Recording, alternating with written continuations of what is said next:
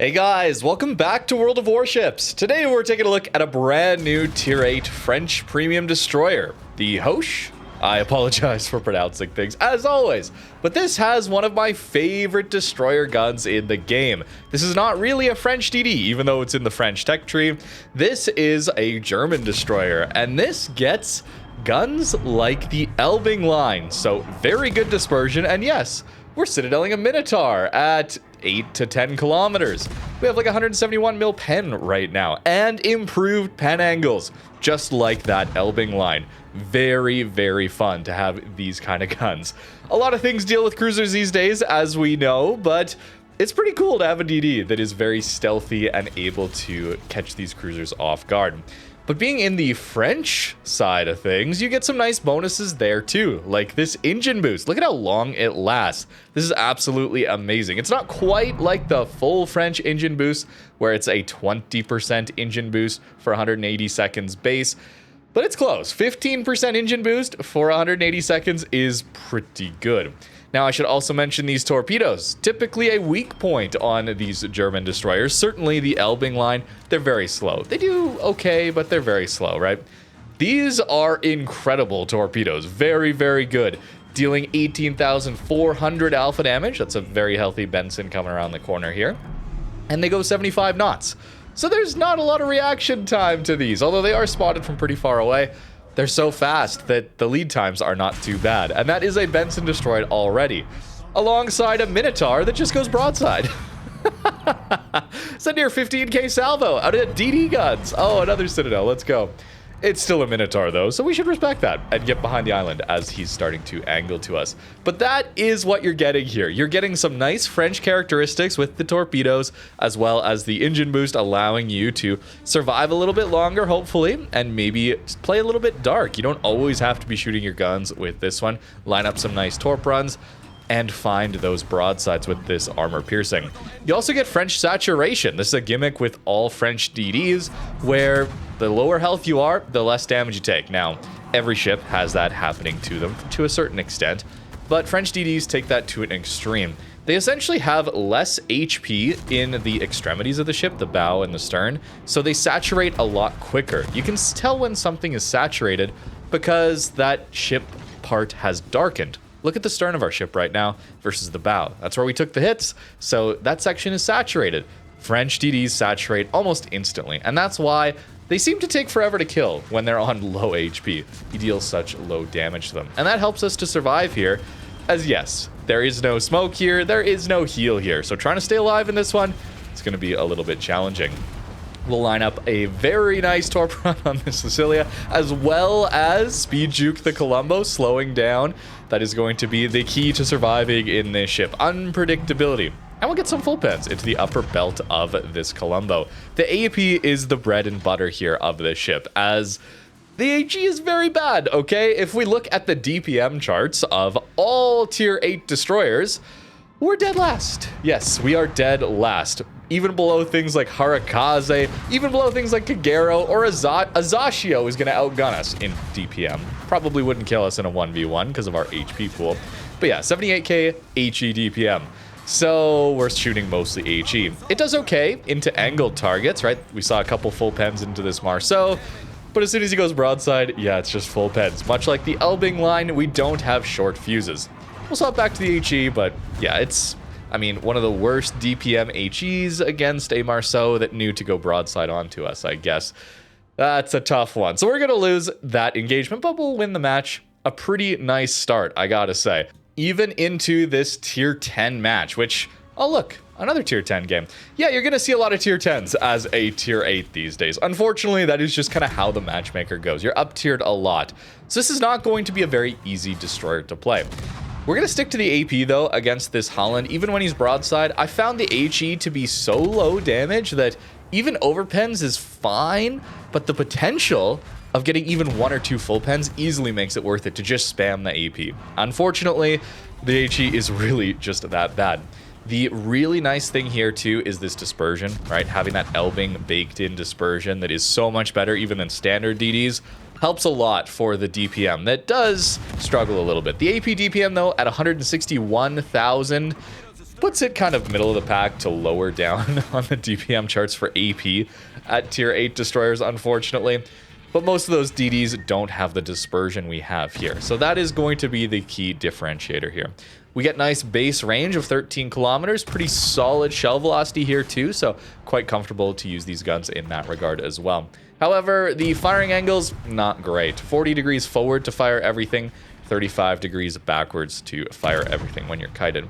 Although you can still get 3 of the 4 guns firing forwards at a 30-degree angle. It's not the most comfortable thing to play with. It is not an easy destroyer to play with, but I do find this a very compelling playstyle overall. I am a bit of an Elbing enjoyer, as you guys know, especially from the legendary mod buff that makes the turret traverse a lot more usable. But not having that smoke, it hurts. It certainly hurts quite a lot. Getting focused by a carrier, for example, yeah, there's no D-fire here on this one, and the AA is incredibly bad here too, so you don't really have much defense against that, unfortunately. It's for most ships, but I do have to mention it's particularly a weak point here. But having a best concealment of 6 kilometers, if you fully build for it, is absolutely amazing. That is not what we would typically see on a destroyer with such large caliber guns, which I really like. And again, these torpedoes are a massive advantage, in my opinion. Sure, you don't quite have the range of something like that Elbing line would have on those torpedoes, but getting the speed as well as that alpha damage up, man, I love it. So the ability to play a torp boat role, playing in concealment, flanking around the map for that perfect torp launching opportunity, really synergizes well with this focus on armor piercing. It's less about sustained DPM over time, in my opinion. I think it's more of a ship that wants to burst engagements and then find an opportunity to catch someone's broadside again, rather than focus on just spamming HE into angled targets. I think you're going to get a lot more value out of the ship, or at least I got a lot more value out of this ship when I went for that kind of playstyle, rather than just sitting at 13 kilometers like some other gunboat DDs I might play as, and just spamming high explosive. The fire chance here is actually pretty solid at 12%, to be honest with you, but lack of shells, lack of reload means that the fires per minute actually isn't all that impressive. The AP, improved pen angles, as mentioned already, we want to be going for those upper belts. Now, it seems like ever since I played that Sabaton Yamato and mentioned that it's got one of the weakest hulls in the game, I've been just getting a ton of opportunities to show that off. Look at the full peds into this poor Yamato. Now, this is like the feature of this ship, obviously, but man, look at the damage. Now, we're also going for different areas of the ship. We talked about the saturation mechanics with this ship, but every ship saturates. Notice how we were getting less damage into the bow section? I swapped to the upper belt. Upper belt started giving us less full pen damage. Well, then I'll swap to the stern section, right? You can do this on every ship. It's just that with French DDs, it saturates almost immediately, where with a Yamato, it takes a while, so we can get a ton of alpha damage out of them. Another tier 10 game went pretty well with damage-wise. Not too many torp hits here, but I promise you, these torps are actually pretty good. Unfortunately, I have a bit of skill issue when it comes to actually landing a lot of torpedoes. Something we should consider here is these are basically French DD torpedoes off of the Le Fantasque, I believe. And with that ship, you are getting one more torpedo with a slightly faster reload. There's a 90-second reload on Le Fantasque for 9 torpedoes. We get a 100-second base reload for 8 torpedoes. But with Le Fantasque, those torpedoes, one of those launchers can shoot on either side or launch off of either side, but 2 of those launchers, so you got 6 torps in total that are limited to one side or the other. So you're not actually launching 9 torps at a time, usually at a target. That's a nice benefit here, that you can just launch a full salvo of 8 torps and not have to worry about spinning your ship around to get the other side. Of course, though, compared to those French DDs, Le Terrible, Le Fantasque, we are going to be struggling when it comes to DPM. Not only do both of those ships have higher DPM than us, especially with that HE, they also have reload boosters on those main guns to supplement some of that lacking of DPM base as well. We don't have access to that here, so it's going to be quite the struggle to out DPM a lot of enemy destroyers, especially if you get caught at closer ranges. But at longer ranges, we can even be speed juking a Petro here at like 10 or 11 kilometers away. Yes, it's not the full 20% engine boost we would see on those French DDs, and yes, we're not nearly as fast base as those French DDs. But we're still pretty quick, and it seems like adding this 15% engine boost has done wonders for German destroyer maneuverability. the ability to dodge incoming fire. It felt a lot easier with this ship than what I'm used to when playing other German destroyers. Now, there's a bit of a problem with this ship that I have not mentioned yet that I'm sure you've seen if you've checked the Armory. The price. Oh my goodness. What are they doing with the price? It is available for direct purchase. Good job. Thank you, Wargaming. I do have to mention that, as that's not a given these days anymore. I am very happy to see direct purchase options for these new ships coming into the game. With that said, 22,500 doubloons for a mediocre tier 8 DD is tough. That's a tough ask for me, dude. I probably would not be buying this ship, okay? I'm glad to make a video for you guys, but let's be honest, you can get those Elbing gun playstyles just by playing through the Elbing line. If you want these kind of torpedoes, I mean, I haven't really mentioned it yet, but what about Cassard line? Yeah, it's a playstyle that mixes the two. It mixes some really nice French torpedo speed and alpha damage alongside the German AP off of the Elbing line. It's a cool mix. It's a set of lines that I really enjoy for their unique playstyles. And so this is a very unique ship in that regard. But as far as 22,500 doubloons, it's not unique enough for that. Certainly, I could spec into the guns fully and go for Elbing if I wanted to play that style. And then if I wanted to play around more with some torpedoes, I could go for that Cassard line. Yeah, I wouldn't quite have the flexibility of both, but the Cassard line guns are just going to be a lot better at this sort of HE spam. Yeah, they don't quite have the AP slaps, the ability to citadel a lot of the cruisers at their tier, and even above at tier 10. But that's a sacrifice I would be willing to make. Certainly, I would not be interested in that 22,500. That is my opinion on it. I still think it's a surprisingly solid ship. It's just too much. It is just too much. Unfortunately, there is not an option to buy this ship outright without that Admiral bundle. And with that Admiral bundle, it becomes just too expensive for me to really talk about too much.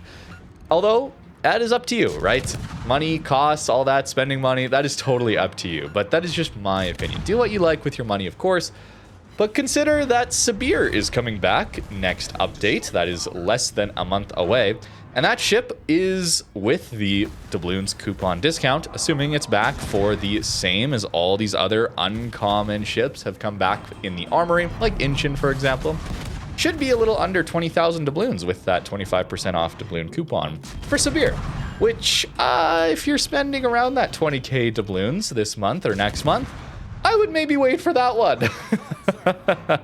Also a unique playstyle, and in my opinion, a little bit stronger in the meta. For me, it's also a little more fun to play as, you know, brawling battleship with an accuracy gimmick is a pretty good time. But that is more just for what's going on right now in the Armory. If you're watching this way later, this ship might be available in other ways that are a lot more reasonable than this Admiral bundle. And if you see it for a good discount, I think you can be reasonably happy with it and its playstyle, especially if you really enjoy the Elbing line and you really enjoy having some French torpedoes to go for some YOLO plays, as well as just 9-kilometer torps that go 75 knots and do good damage are just solid in most matches. Unless, of course, you get the tier 10 up tier, where everybody's pre-kited these days. Then that's a little bit harder. Some more Citadels to finish off, or hopefully finish off this Cleveland. Maybe not quite yet. This AP, by the way, does have better pen than the tier 8 of the Elbing line. It's much closer to Schultz AP in terms of its pen performance, which is why it's so consistently able to Citadel, even like Minotaurs and that, at these longer ranges. So some very good AP, and of course some amazing torpedoes as well, alongside a 6-kilometer detect. Means the ship is pretty good if you can stay alive in these open water DDs without any access to smoke. Of course, very good at crushing light cruisers, but let's be honest, what isn't? So you may not have the most opportunities to actually catch those cruiser broadsides, as it seems like everything is pretty good at dealing with them these days. And as for the build here, I found myself best served by a bit of a hybrid build. We do still want to be buffing these main guns, even though the DPM, especially on that HE, is just really bad. The AP is well worth buffing. So we are going to take some of these skills. And in fact, I was running Fearless Brawler and Main Battery and AA Specialist for most of the games that I played pretty well in, I would say. Concealment Expert is very good here, getting you down to a 6-kilometer detect, but I found myself able to still survive a lot of those battles without that concealment buff, and I really valued the extra DPM consistently I gained from Fearless Brawler, as well as extra heavy ammunition. Now, if you wanted to run a little bit more sensible build, just swap Fearless Brawler over to Concealment Expert, and this would be a great build already. If you wanted to lean more torps than guns, I don't blame you, because these guns are going to be pretty good in those situations where you catch that cruiser broadside and you're getting those citadels, even without heavy AP as well as Fearless Brawler. So you could go Swift Fish and fill the tubes to get yourself nearly 80-knot torps that do over 18,000 damage at tier 8. I mean, 9 kilometers, 75 knots, 18. I mean, that's a lot of, those are good torpedoes. And, I mean, we see those on Le Fantasque here as well, but those are 8-kilometer torpedoes. A little easier to make use of these torps. Notice here, it's a blue icon. I'm not a huge fan of this whole rarity system. Feels like a gacha game to me. But it is worth mentioning then that it's not like these uncommon ships like Sabir I mentioned coming back next update.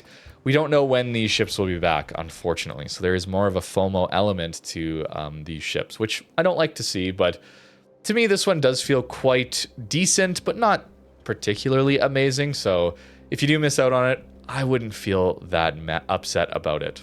We are going with prop mod, of course, concealment system, and aiming systems. Even with the improved dispersion, it's still nice to buff that dispersion even further for more consistency. But I could see a full torp build here actually performing pretty well, surprisingly. Over here in the Armory is where you're going to find this ship and its bundle here. Down in this post-war arsenal, there is a new submarine as well for a lot of doubloons, as well as the Hoche here, and 22,500 it feels like a lot for this ship in my opinion. But just playing it, having that German gun like Elbing to Citadel cruisers, and then still having some nice torps on the side felt pretty good. You can do the bundles, you can gamble on it I guess, but it's actually more expensive, I think, to guarantee it than to just buy them both outright if you want them. I won't be covering the submarine. I don't usually cover subs here.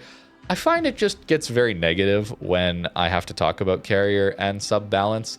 And this one is particularly egregious, I will mention, as you get Dutch airstrikes on a submarine. Okay, that's all I'm going to say, and I'm going to laugh at that as far as game balances goes.